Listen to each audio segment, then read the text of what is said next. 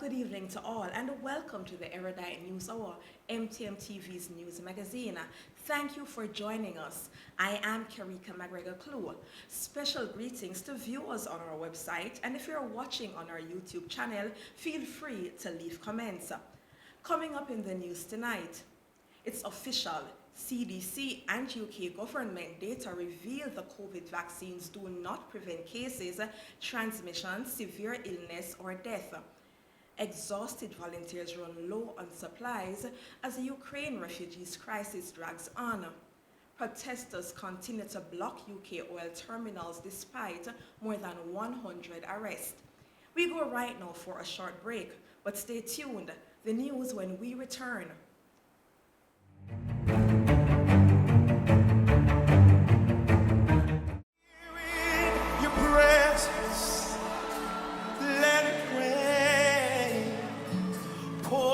This is the Caribbean's devotional program where we want to impact as many persons right across the region.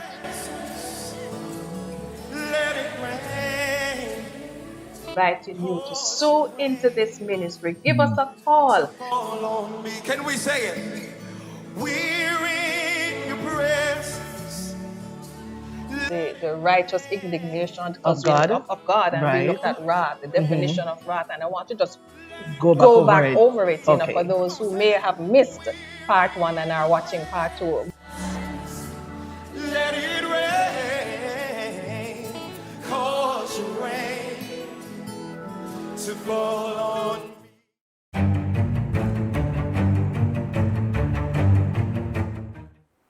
Welcome back. Our vaccines are working exceptionally well. They continue to work well for Delta with regard to severe illness and death. They prevent it. But what they can't do anymore is prevent transmission. Thus spoke Rochelle Walensky, CDC director, in an August 5, 2021 interview. That was 8 months ago. The vaccines had barely been rolled out 8 months earlier. Now, with 16 months of observation, this has been found. Information on 30 million adults in California and New York, 3/4 of whom were vaccinated, were used to compare COVID hospitalization and case rates in those who were vaccinated and had no prior COVID illness with adults who were never vaccinated but had recovered from COVID and presumably had natural immunity. The data were collected from June to November 2021 before the Omicron wave appeared. Vaccinated Californians and New Yorkers were 3 times more likely to develop COVID than those who had prior immunity and were unvaccinated. Vaccinated Californians had a higher rate of hospitalization, severe illness, than those who were unvaccinated but had prior immunity. New York did not provide hospitalization data. The vaccine failures in this huge study cannot be blamed on Omicron because the data were collected during Delta.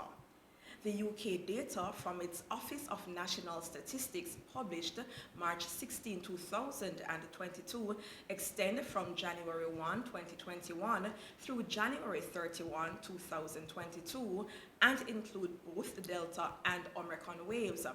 The database includes 86% of all deaths in England, which has a population of 56 million during the 13 months described. If you break down the deaths by age group, the vast majority of COVID deaths occurred in the over 70 population, while deaths from COVID in younger people were trending up as the time since the vaccination increased. By January 31, 2022, they had not exceeded COVID deaths in the unvaccinated. High-quality official data obtained on over 30 million American adults and 48 million residents of England incontrovertibly reveal that 1. Natural immunity was somewhat better at preventing serious illness measured as hospitalizations than vaccination alone even before Omicron. 2. Boosters, a 3D shot, reduced the death rate in England of those vaccinated from Omicron, but the benefit was starting to drop off by January 2022. 3. The vast majority of COVID deaths occur in those over 70. In this age group, the doubly vaccinated died from COVID at higher rates during Omicron than the unvaccinated. Meanwhile, 5 weeks after the start of the fighting in Ukraine, Kamil Prusinowski and his small band of volunteers are exhausted at their refugee shelter over the border in Poland. Supplies, funding, and energy are all running low, Prusinowski said in a room filled with children's toys, stuffed animals, and footballs in the center housed in a former school in the village of Borodin. We are just bleeding out, the 37-year-old added. We just require the proper institutional help to support all of these people. More than 4 million Ukrainians have fled abroad since the start of what Russia calls its special operations in Ukraine. Almost 2.5 million of them have crossed into Poland and more are still arriving, though the numbers have slowed since the start of the war, according to Poland's Border Guard service. With mattresses lying on the floor, children and their mothers waited for medical attention at the center run by the recently formed Unitatem Foundation. Agencies at Medical said they were trying to get more volunteers so they could give existing workers more time off. Some said they had already started bringing in people for just a week or 2 weeks at a time before giving them a break and flying in replacements from abroad. Volunteers hid under rain ponchos and dripping tents, venturing out occasionally to offer refugees pizza, fries, and hot drinks. People are coming with really critical needs that need to be addressed, Shabia Mantu, spokesperson for the UN Refugee Agency UNHCR, said. So it's really important for the international community to support the national responses, humanitarian actors, and others that are on the ground. Refugees said they were doing their part. We're trying to help here with cleaning and keeping the place tidy, Katerina Rogachova, originally from Velika Dymerka in Ukraine's Kyiv Oblast region. Standing next to shelves full of clothes and plastic packs of water bottles, Rogachova said the work was helping her to adjust. We go to other similar institutions and help there as well. We paint the walls, fold clothes, help unload the groceries, the 49-year-old said. Little by little, we get used to everything. And in other news, more than 100 people have been arrested as climate change protesters continued to block UK oil terminals as part of a campaign to disrupt the fossil fuel industry. Supporters of Just Stop Oil began the action in the early hours of Friday morning at refineries near London, Birmingham, and Southampton by climbing onto tankers and gluing themselves to roads. Essex police said officers arrested a total of 83 people after protest in the Thurrock district. 63 were arrested on Friday following protests in Oliver Road, Grays, London Road, Purfleet, and Askew Farm Lane, Grays. Another 20 people were arrested on Saturday in Oliver Road and Stoleness Road, Grays. Police said they were arrested on suspicion of a variety of offenses. Assistant Chief Constable Rachel Nolan said, "Our officers are continuing to work in exceptionally challenging circumstances with a view to bringing these protests to a safe and swift conclusion. I would like to thank businesses, local drivers, and workers for their continued patience while we carry out our work." The group announced on social media that they had blocked Navigator terminals in Essex, posting photos of protesters in high-vis jackets on top of tanker and other blocking a road with a banner reading "Just Stop Oil." They said protesters had blocked access to the Titan Truck Park and revealed a secret underground network of tunnels leading to the site. The development means the main and emergency access roads to the critical oil terminals are closed. As a result of the blockades, the oil pipeline distribution network ExxonMobil UK closed down 3 of its terminals. Police from at least 5 forces were deployed to deal with the protest, making arrests for offenses including aggravated trespass, criminal damage, and obstructing the highway. We go right now for a short break, but stay tuned. We return with Army of Evangelists aim to turn the spiritual tide in New Hampshire. Millions of people could lose health insurance coverage when the COVID-19 emergency ends. Nigeria's Kaduna train attack, 168 people still missing.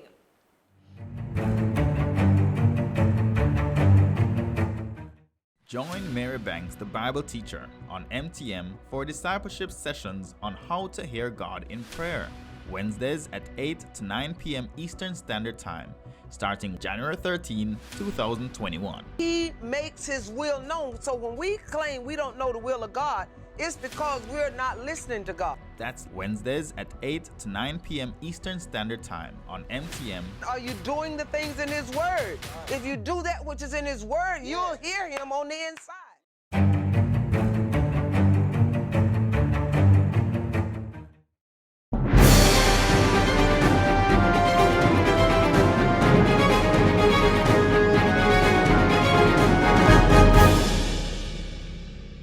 Good evening, I am Alicia Clark-Edwards, and in this week's breaking news, Kim Iverson breaks down the side effect trial data that a court ordered Pfizer to release.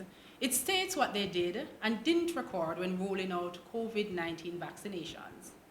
Another round of Pfizer documents have dropped. This is part of the 340,000 some odd pages the FDA and Pfizer wanted to release over the course of several decades. But instead, the group requesting the documents sued, and a judge ordered the FDA to make them available by the end of this year. Well, each round of documents is to be delivered on the 1st of each month. So this past April 1st, no joke, over 11,000 pages were released. Between these documents and another document released on March 24th to the group, a group called Public Health and Medical Professionals for Transparency, we've learned some bombshells. The first bombshell in the document is that natural immunity works and Pfizer knows it. The clinical trial data showed those with previous infection of COVID had no difference in outcome than those vaccinated. And their own data also showed that natural immunity was statistically identical to the vaccine against infection. That's what their data showed. Yet, rather than say people with natural immunity don't seem to need the vaccine, which is what they've been saying in Europe, for example, Pfizer instead spun their conclusion and said, quote, final efficacy results show that the vaccine provided protection against COVID-19 in participants with or without evidence of prior infection with SARS-CoV-2. Another revelation from the documents was that adverse reactions were more frequent and more severe in younger groups. The document reads, quote, reactogenicity and adverse events were generally milder and less frequent in participants in the older group compared with younger group, and overall tended to increase with increasing vaccine dose. Older is defined as 55 and older, and the study itself was for 16 and above. So the side effects were more frequent and more severe in people under 55, even though we know the younger you are, the less likely you're to experience severe COVID. According to The Lancet, 16-year-olds have a 99.993% chance of surviving COVID. A 30-year-old is at 99.943%. At 50, their survivability is 99.572%. Only once you hit 60 does it drop below 99%. Despite these scientists admitting in this consent form that they simply do not know, it has been espoused as fact that the vaccines don't have any adverse effects on reproduction whatsoever. But the fact is, we simply don't know. One other interesting admission from the document dump is this statement, quote, clinical laboratory evaluations showed a transient decrease in lymphocytes that was observed in all age and dose groups after dose 1, which resolved within approximately 1 week. So in plain English, this means white blood cell counts dropped in that 1 week after the first dose of the vaccine. So this is leaving a person with a weakened immune system for a week after getting the first dose of the vaccine. So there's a lot of things that we could speculate from this, like, is this why we saw sudden spikes in cases in countries that began mass vaccination campaigns, with people weakened immune systems, were they all catching the virus a lot more vulnerable to catching the virus suddenly for that little period of time? Also, since people weren't even considered partially vaccinated until a week or so after getting the dose, did this skew the infection rate? If you got a bunch of immunocompromised people for that week running around and then catching the virus and then they're considered unvaccinated, is that fair? These are questions that kind of leads us towards. But in the least, it seems like this would be good information for people to know about. Wouldn't you want to know that your immune system is perhaps compromised for a week? You'd maybe be more careful. We're at least learning about it now, even though we didn't know about it before, but now we're learning about it because of the data the FDA and Pfizer didn't want released. We're finally seeing it. Thanks to Kim Iverson for that detailed breakdown. Stay tuned to Erudite News Hour for more updates. Continuing in the news, religious affiliation among Americans has now dropped for a third consecutive year. According to a recent article published by Gallup, 2021 was the first year that membership in a house of worship fell below 50% for the first time in 8 years. Around 47% of U.S. citizens claimed to be members of a mosque, synagogue, or church in 2020. This number was down from 50% of the American population in 2018. Back in 1999, 70% of Americans claimed religious affiliation. The group of Americans claiming no religion is made up of the spiritual, agnostics, and atheists, along with people claiming no specific organized religion. Within the next 4 to 6 years, it's believed that millennials will drive the no religion group to the top of religious statistics in the United States. The Northeast has taken the biggest hit in the U.S. within the Christian faith. New Hampshire has been identified as the least religious state in the country, with only 33% of adults identifying as highly religious. Massachusetts, Vermont, Maine, and Connecticut round up the top 5 least religious states, all of which are in New England. According to the research completed by World Population Review, specifically within the Boston area, new values and belief systems are dominating the region. LGBTQ rights, equality for women, and other like-minded movements have played a role in driving people further away from religion that many people view as anti-gay and patriarchal. Additionally, many people have shifted their focus to liberal politics for progress and social injustice, critical thinking of higher education, and the evidence and thinking of more scientific ways, the study showed.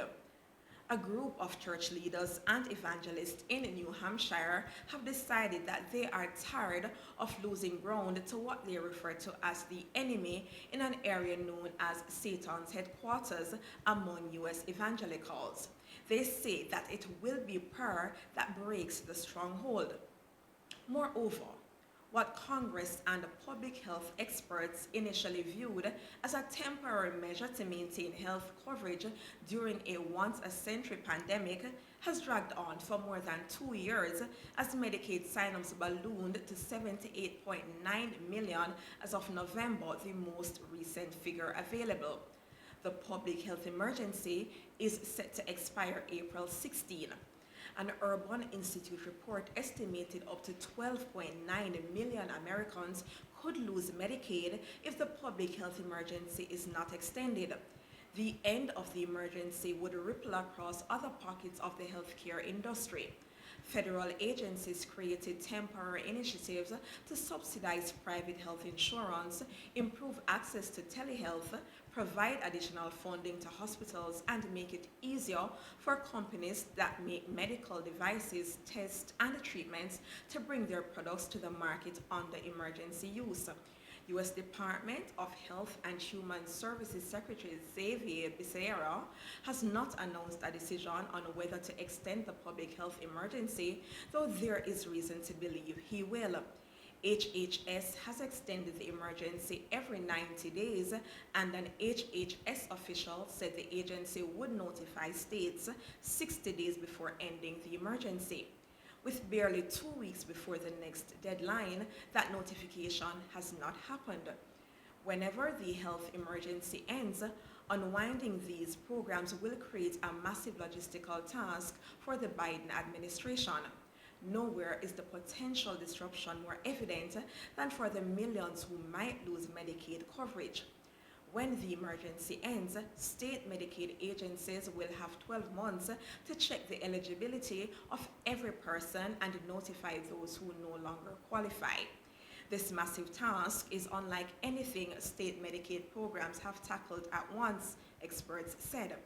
It's a monumental task for states, many of which have fewer workers to handle these checks than at the beginning of the pandemic. Some states cut back staffing, and others need to hire workers or use contractors to replace those who retired or quit.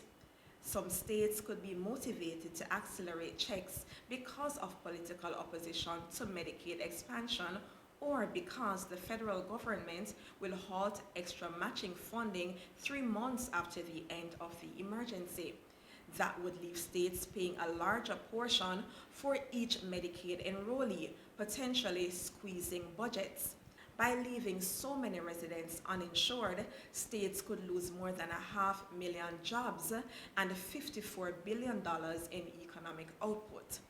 The Urban Institute warned that the large volume of eligibility checks raises concerns that people could be incorrectly kicked off the rolls. Another risk: people who become uninsured might not be aware they could qualify for other programs. The federal government has encouraged states to coordinate with community organizations to educate people who might lose coverage, but it is not a requirement. In Florida, community groups said the state has said little about how quickly it plans to disenroll beneficiaries. Many residents on Medicaid have been confused about how the pandemic has allowed them to maintain coverage and could be surprised when eligibility checks resume. And finally, some 168 people are still missing in Nigeria after a deadly attack on a busy train last week, the state rail company says. It is not clear how many of the 168 have been kidnapped for ransom. Some may have gone home without telling the authorities. Gunmen blew up a section of track between the capital, Abuja, and the northern city of Kaduna last Monday. During the ordeal, at least 8 passengers were killed. One survivor has told the media how a decision to change carriage could have saved his life and the lives of his family. "I am happy that I am alive and well," he said on condition of anonymity. "But I feel so sad for those killed and the injured. It could have been me," said the man who almost missed the train altogether but ran with his wife and 2 children to catch it just in time. Once on board, the family walked from one carriage to another after fellow passengers said they were occupying the wrong seats. They had been sitting in coach 17, which was one of those attacked, but moved to coach 12. "My decision to change coaches saved my life and my family." Monday's attack has not been claimed by any group, but the governor of Kaduna State suspects it was the work of Boko Haram Islamists teaming up with a kidnapping gang, and said that rescue operations were underway while ruling out paying any ransoms. Some 970 passengers were on board the train when it was raided. However, the Nigerian Railway Corporation has not said whether the 168 people believed to be missing are all customers or if some train staff are among them. Reuters news agency quotes relatives of some of the missing as saying suspected bandits had contacted them to tell them they were holding their loved ones. Such gangs have become rife in northwest Nigeria, and Kaduna State is considered the epicenter. Earlier this month, there were reports that Kaduna's airport was attacked. In the last 24 months in Nigeria alone, armed gangs have killed hundreds of people and forced thousands to flee their homes. Nowhere is safe. With roadside kidnappings all too common between Abuja and Kaduna, the train service appeared to be the only safe and affordable option left. But to the frustration of Nigerians, this was the second attack by armed gangs on this same stretch of railway in 6 months. There were about 18 policemen on board Monday's train, but they were outgunned and eventually ran out of ammunition. In the future, military aircraft will escort passenger trains between Kaduna and Abuja once repair work on the 190-kilometer track is complete. Transport Minister Rotima Amici has denied that the failure to protect passengers' lives is a symptom of Nigeria's wider security failures. You cannot say Nigeria is a failing state, he said. If you want to deal with insecurity, you must first and foremost deal with poverty. Nigerian President Muhammadu Buhari has even been urged to resign by opposition politician Kasim Afegbua of the People's Democratic Party, who said he was utterly ashamed by what he considered to be government inaction. Now to end the news, a quick recap of tonight's main points. It's official. CDC and UK government data reveal the COVID vaccines do not prevent cases, transmission, severe illness, or death. Exhausted volunteers run low on supplies as the Ukraine refugee crisis drags on. Protesters continue to block UK oil terminals despite more than 100 arrests. Army of evangelists aim to turn the spiritual tide in New Hampshire. Millions of people could lose health insurance coverage when the COVID-19 emergency ends. Nigeria's Kaduna train attack, 168 people still missing. Stay tuned with us. Coming up, it's Miss Jenny Campbell with our news commentary and Dr. David Carr with our health and wellness segment.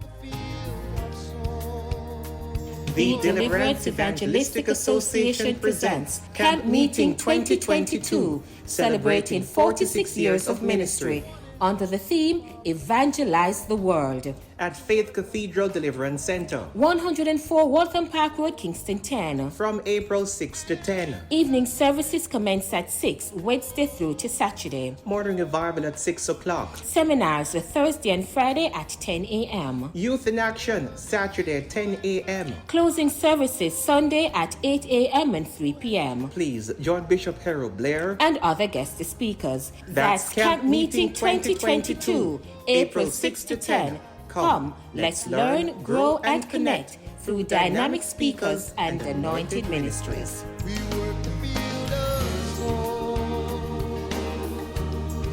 together you and I.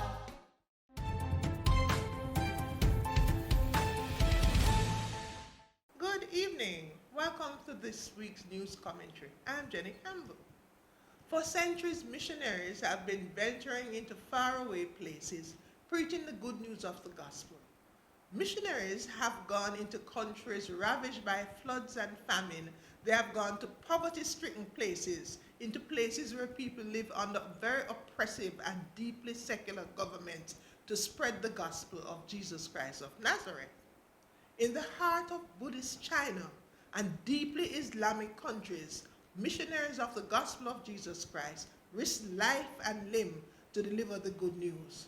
So recent reports that missionaries braving Russian missiles have entered war-torn Ukraine to deliver the gospel and God's goodness to humanity are not entirely strange. In fact, in Matthew 28, Christians are called upon to carry the gospel into all the world.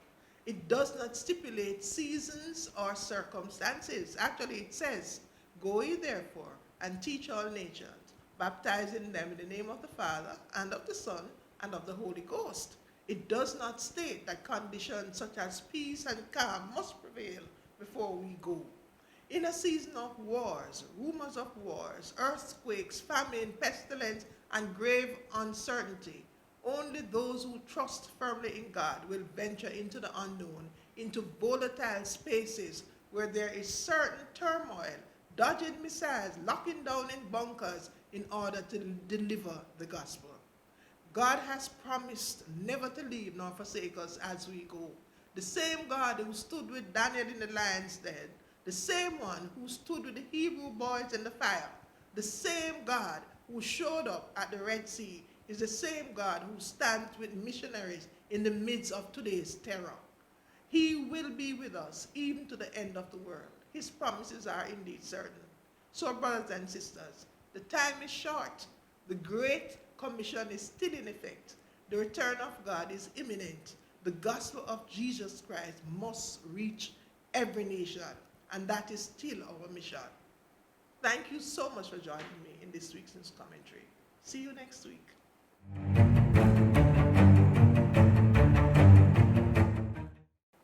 Welcome to another Health and Wellness segment.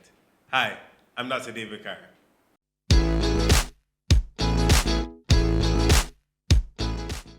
Now, April is Autism Awareness Month, and it's important we become aware of the condition because, as stated in the Jamaica Gleaner, it is estimated that 600 children per year are born with the disorder, and early detection is key in management. This topic is also close to my heart as my own sister is diagnosed with the condition, and I've learned over the years that understanding the condition is key in managing it. So in today's episode, let's talk some more about autism. Now, what is autism? Autism, also called autism spectrum disorder, is a complicated condition that includes problems with communication and behavior. It can involve a wide range of symptoms and skills. Now, autism can be a minor problem or a disability that needs full-time care in a special facility. Now, people with autism have trouble with communication. They have trouble understanding what other people think and feel. Now, this makes it hard for them to express themselves either with words or through gestures, facial expression, and touch. Now, people with autism might have problems with learning. Their skills might develop unevenly. For example, they could have trouble communicating but be unusually good at art, music, math, or memory. Because of this, they might do especially well on tests of analysis or problem solving. Now, common symptoms of autism include a lack of eye contact, a narrow range of interest or intense interest in certain topics, doing something over and over like repeating words or phrases, rocking back and forth or flipping a lever. Now, high sensitivity to sounds, touches, smells, or sights that seem ordinary to other people, not looking at or listening to other people, and not looking at things when another person points at them, not wanting to be held or cuddled, and problems understanding or using speech, gestures, facial expression, or tone of voice, talking in a sing-song, flat, or robotic voice, and trouble adapting to changes in their routine. Now, what causes autism? Exactly why autism happens isn't clear. It could stem from problems in parts of your brain that interpret sensory input and process language. Now, autism is 4 times more common in boys than girls. Now, it's important to note it can happen in people of any race, ethnicity, or social background. Family income, lifestyle, or educational level does not affect a child's risk of autism. But there are some important risk factors that we need to talk about. Now, autism runs in families, so a certain combination of genes may increase a child's risk. A child with an older parent has a higher risk of autism.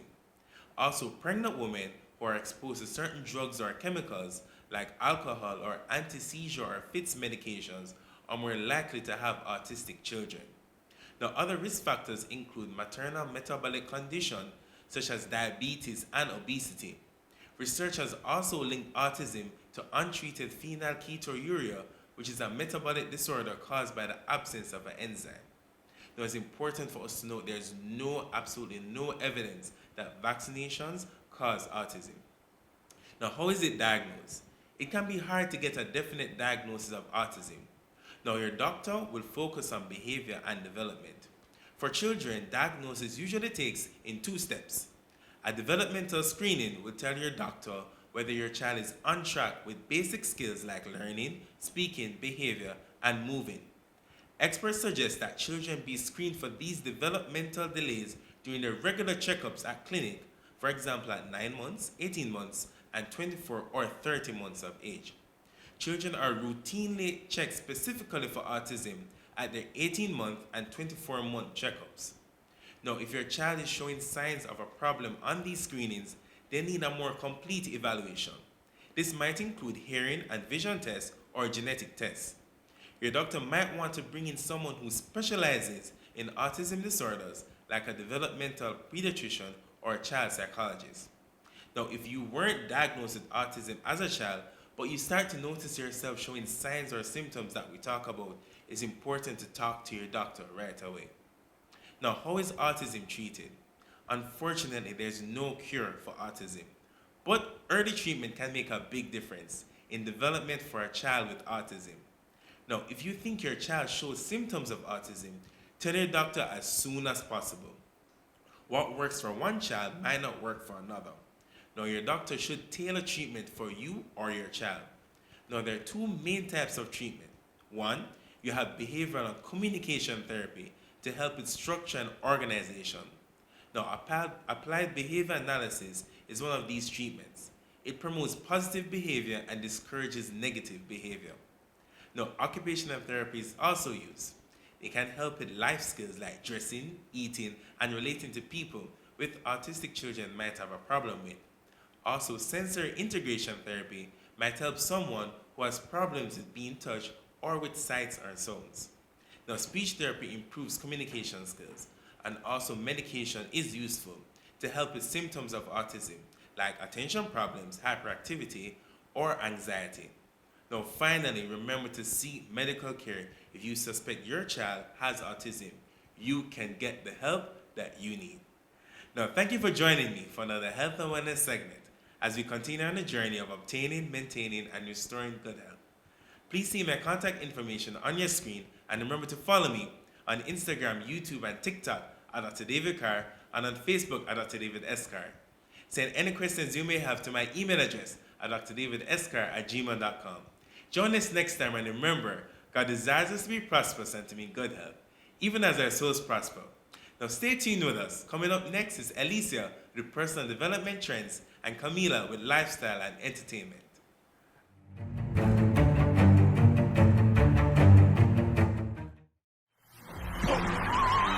His Holy Spirit, God's Spirit is pouring out blessings all over the world. The Healing Streams live healing services with Pastor Chris is here again. It is the biggest and most impactful healing service ever. The clouds are gathering, and there will be an outpouring of the miraculous all over the world from March 18th to the 20th, 2022. When we tell that devil to get out, it'll get out in the name of Jesus. And there will be restoration. You'll be healed. If you could not walk, you'll be able to get up and walk. When that moment comes, and I tell you to put your hands where you need a miracle, get ready, because you must recover in the name of Jesus. Get ready to receive your own miracle. Doesn't matter what sickness, doesn't matter what infirmity. By the precious and powerful name of Jesus Christ, you will be healed. God wants you healed. Give God praise. You are healed. A 4-year-old baby could not walk, see, or talk for over 3 months. And now she can walk, she can talk, she can dance, and she can see. Well, shout hallelujah! Register now to participate at www.healingstreams.tv/3days. For more details, please call +1 832 724 9390 or +44 203 176 9724 or +27 799 675 852 or +234 1888 5066. The services will be broadcast live on www.healingstreams.tv. and on the Healing School mobile app, and translations are available in many languages. The Healing Stream's live healing services with Pastor Chris, your set time for your healing.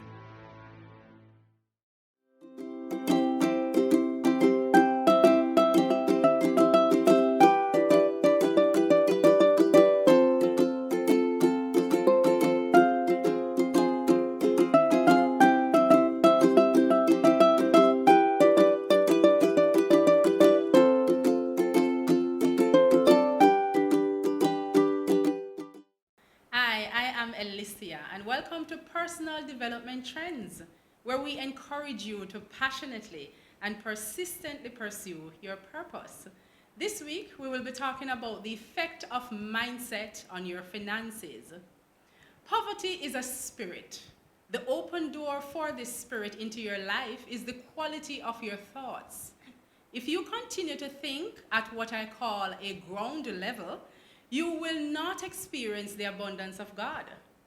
Ground level thinking is mediocre thinking, and the harnessing of self-limiting thoughts that hold you in bondage. It is impossible for you to escape the bondage of poverty if your mindset is not elevated.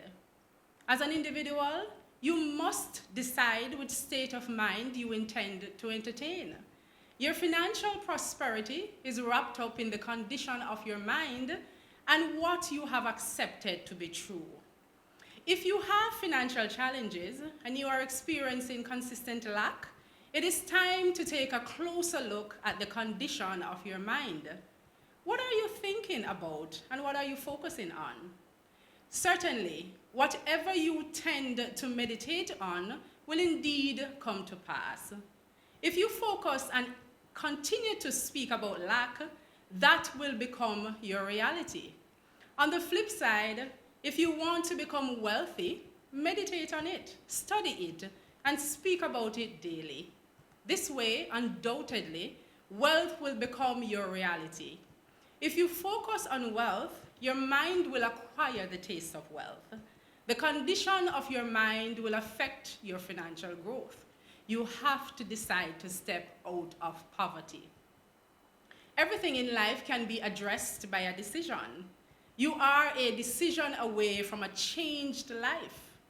When you become sick and tired of living in poverty, you will make a decision to step out of it. It starts with guarding the door of your mind. Many stories are told of the man that wins $1 million and becomes broke after a short time. This man had the money, but his mind was not renewed. He did not have the mindset it took to manage his newly found wealth. It was like pouring new wine in an old wineskin or patching up an old garment with new fabric. How we live our lives is a manifestation of our state of mind. A man with a poverty mindset will continue to find himself in lack, while the man with an abundant mindset will find his wealth and riches pursuing him. A man with an elevated mindset, which is one of creativity and optimism towards money, will attract positive opportunities for wealth creation. Holding yourself 100% responsible for your financial state is the first step to improving your financial state. Therefore, when you begin to accept responsibility for your financial state or position, you have actually taken the first step towards changing it. Shifting blame to someone or something for your financial challenges will not help. Developing the right mindset towards money will aid all areas of your life. The right mindset comes from self-examination. Ask yourself these questions and be honest to yourself about the reply. Do I have a monthly budget? Do I save? If not, why not? Do I spend more than what I earn? Do I put on a facade to appear richer than I am? Am I honest with myself about the balance in my bank account? Am I pretending that the credit card, which keeps accumulating interest monthly, does not exist? Do I avoid talking with my spouse about financial matters? These questions are a mirror to your financial mindset. The more you become honest with yourself, the more you will step out of poverty. You cannot fix something unless you admit that it is broken. You cannot take something to the repair shop unless you acknowledge that it is broken. God wants to restore you to your rightful place of abundance. But for him to step in, you have to acknowledge that you need help. Some of us do not admit that we need help because we are afraid to appear weak. It takes a strong person to acknowledge a weakness and to ask for help. If you are not strong in the area of finance, ask for help today. Thank you so much for joining me this week. I hope that you found the information to be valuable. For more personal development trends and insights, feel free to visit my website at millionairebeauty.com, where you will also learn more about our outreach arm, the Beauty of Growth. It is a personal development initiative for the nation's youth. I will see you next week.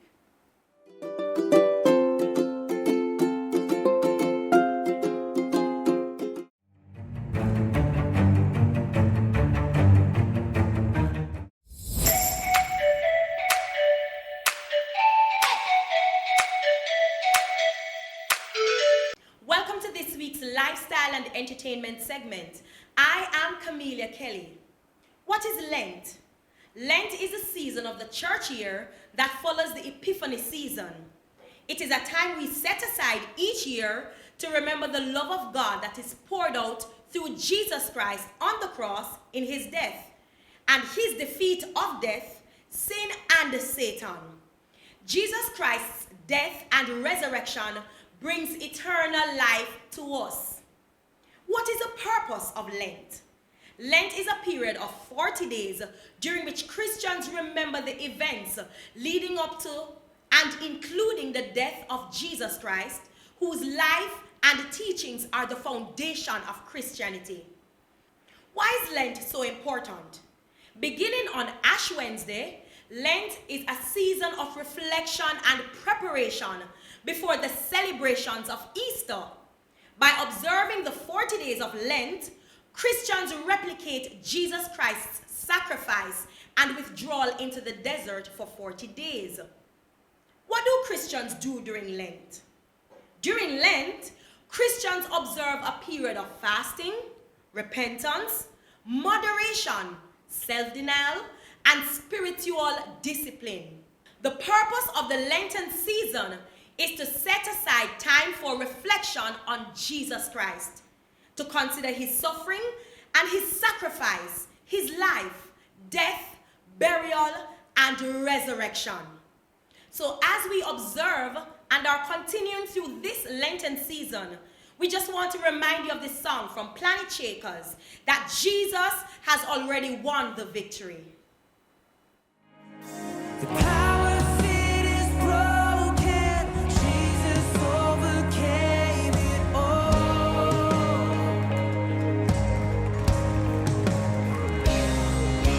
He has won our freedom. Jesus has won it all.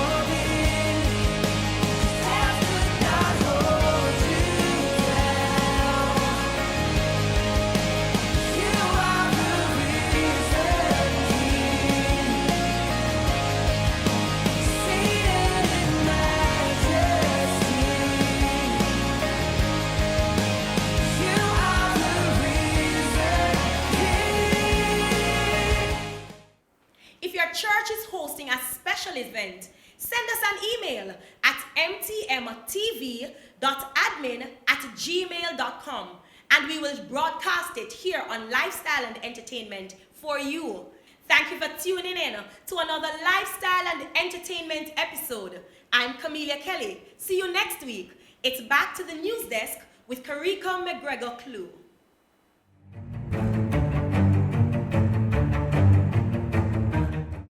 thank you for tuning in with us for this week's episode of the Erudite News Hour, MTM TV's news magazine.